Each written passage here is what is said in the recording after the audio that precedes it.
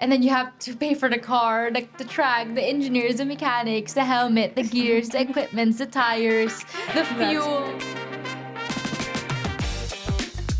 Welcome to Speaking of Money, a GoTyme Bank podcast where we have beautiful conversations with the brilliant minds of today. We're joined by the fastest Filipina on track and an international rising star in the world of motorsports.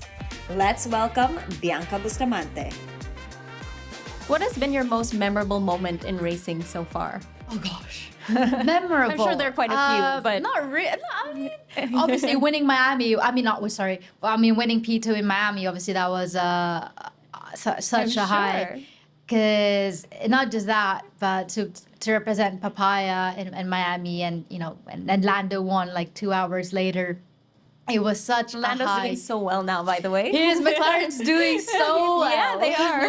We are. So it's good, and to just feel it, like the environment in an F1 weekend is just so crazy. That's why fans love it. That's why fans pay the ticket to go there and be there to feel it and to be there with the team and actually working with the team as well. Like sitting on a debrief room, listening to Lando, the engineers, our head, Andrea Stella, listening to everyone speaking and passing on information over the radio. It's intense. It's incredible.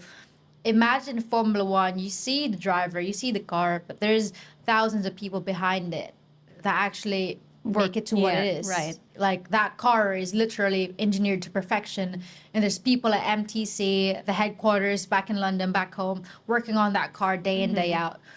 And you only see probably 1/3 of the people working on it at the track. Right. And it's crazy the amount of engineering it takes to be able to make a car like that and to make it run like that. Right, because you only see like the tire changers. Yeah, and you the only see principal, like but you don't literally see the everyone 10% of what's happening. Right. But behind the scene, it is incredible. I've seen the team, make decisions and learn and succeed and fail and have good days and bad days. And to be there with them, it's amazing. But at the same time, to be able to contribute to that as well is also amazing.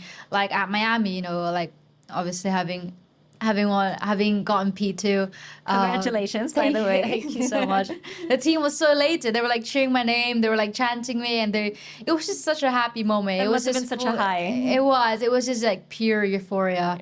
Outside of racing, what are some hobbies or passions that you enjoy pursuing? I know you mentioned diving. Yeah. And do you spend time and money on them as much as you do with racing? Probably not. Not even close.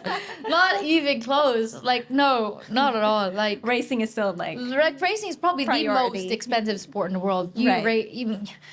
You pay to travel, you pay for a hotel, and that's probably like already so expensive.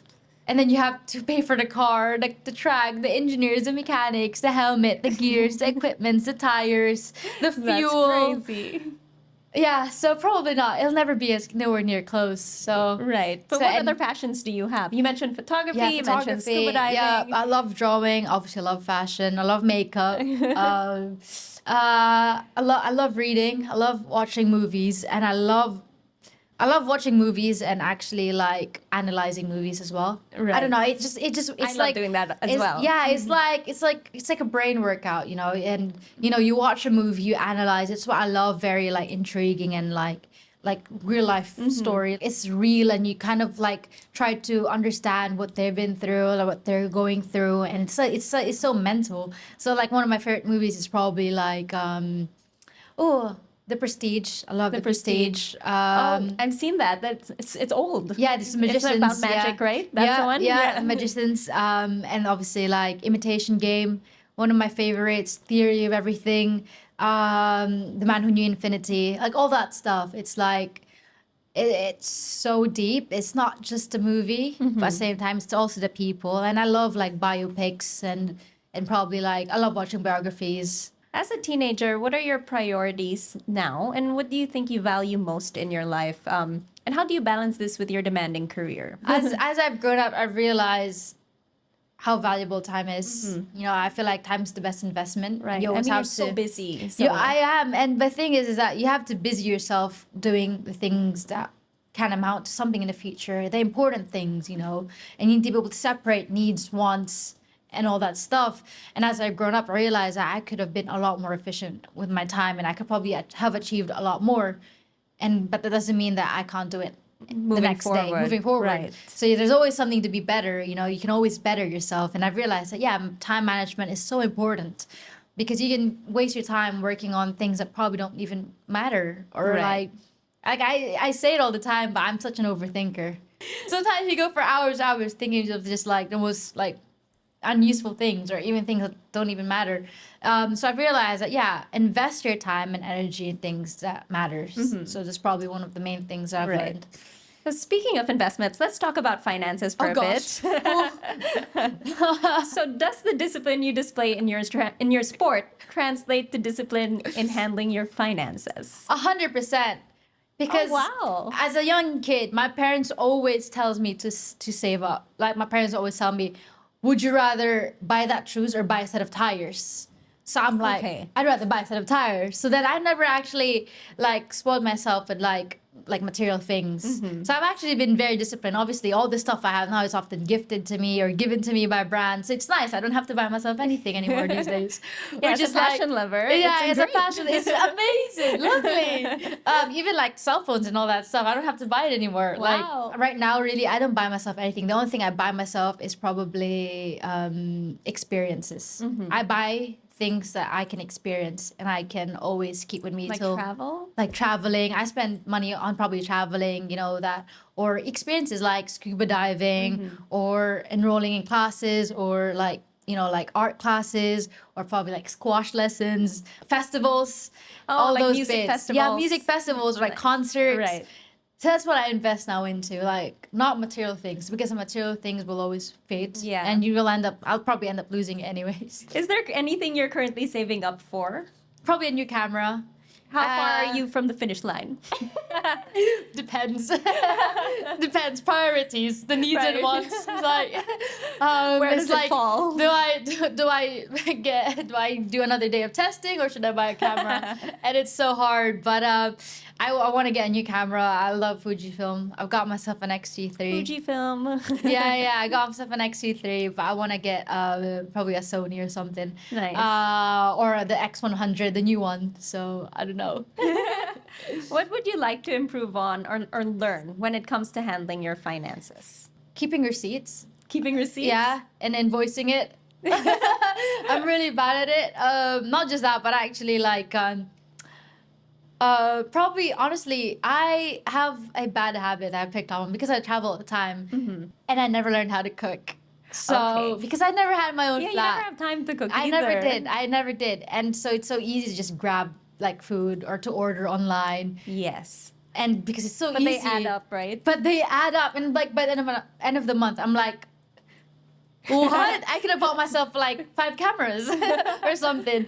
And because a like girl's breakfast, gotta lunch, eat. dinner. I know, but girl gotta eat. So probably that. I wish I'd spend less money on like online Right, shopping and right. stuff. What are vital tips you think you learned from your parents? Saving money. Saving money. So Asian, we're like, yeah, saving money. Learned that at a very young age, the value of money. And also I think, I'm not even lying, but the fact that I grew up in a working class family, because I grew up in that, I had a very different perspective because you see kids abroad, you see the kids I'm racing against, they all come from a very wealthy family, like Right. wealthy. Right. And so because of that, I was actually always like, mahirap pala maging mahirap, because in my head, compared Right. to them, I was always the one with the older car, the older engine. Everything for me was like secondhand. I never had a brand new go-kart, and I felt bad about myself Right. and realized that actually it honed me into the driver I am now because I learned the craft of driving, with what you got and, Right. and dealing with what you got, and to never, in spite, ask for anything more, and to not take anything for granted, and You every really single learned the opportunity. value of money Yeah, early you on. really learn to value money, and you really learn to value every opportunity as well, because you don't have a lot, What advice would you give to young athletes just starting their careers? Athletes are often, they're so underrated for what they do, because athletes are probably the most talented and hardworking people in the world, because they're not only representing themselves, but they're representing their countries and in their sports, which is sometimes often very tough and sometimes very cruel. The training, long hours in the gym, and then being separated from your family, competing abroad. You have to deal with all of that and still having to deal with failure, pressure, and fear. I still have fears. I still have fears as an athlete. I fear a lot of things. I fear losing. I fear not winning. I fear making mistakes. I'm not even gonna lie. I still tell my team at McLaren, I'm so scared. I don't want to lose. But you have, regardless of all that, you have to show a face out there and fight and have that strong head-on mentality as if you're there to win, even if you can't. And you need to always have that. You need to be thick-faced and to face all of that, face all the criticism, the negativities. There's always people out there that probably knows that things they probably know better than you. Right. And you still have to deal with all those negative sayings and all that stuff and perform regardless of all that. So honestly, I just want to tell everyone, to all the athletes out there, inspiring or upcoming athletes, racing drivers or whatever, to be brave. I feel like there's an irony in being brave enough to fail, to succeed, to make a mistake, and to lose. I was a brave kid who faced all of it, and it's never about how well you blend in, but how boldly you stand out. And it doesn't matter how long it takes you to get there, but you'll get there eventually, and that's all that matters. That's really beautiful. I love that. Can you complete the sentence for me? Oh gosh. 10 years from now, my goal is to... Be happy still, always happy. What do you want to be doing 10 years from now? I want to be in Formula One. Well, I really hope that happens for you. I'll be cheering you on from the sidelines. Thank you. Really quickly, I want to play a little game. Okay. So this or that. First thing that comes to your mind. Okay, I'll answer as quick as I can. Okay. Casual road trip or driving on track? But you don't make it easy. I feel like I need to give an explanation now because Okay, I'm give gonna an be like casual explanation. road Yeah, trip. okay. Because grass is always greener on the other side. Right. As a driver, you always I need to be the fastest, the best, the quickest.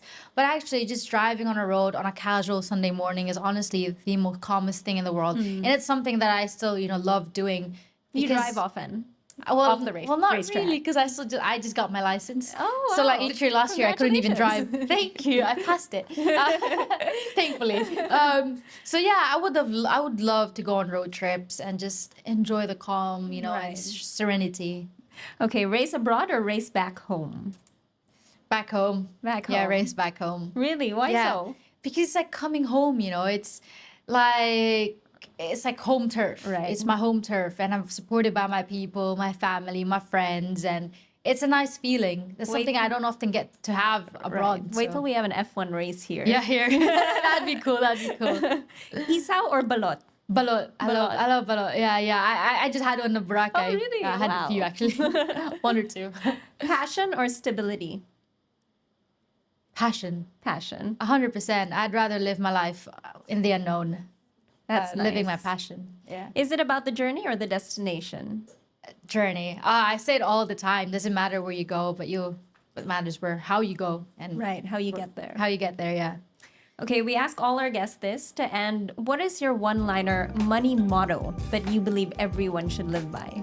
Money motto. Money motto. I don't have one. What's a money motto? How do you deal with your finances? What's one thing you would tell Invest in everyone? yourself.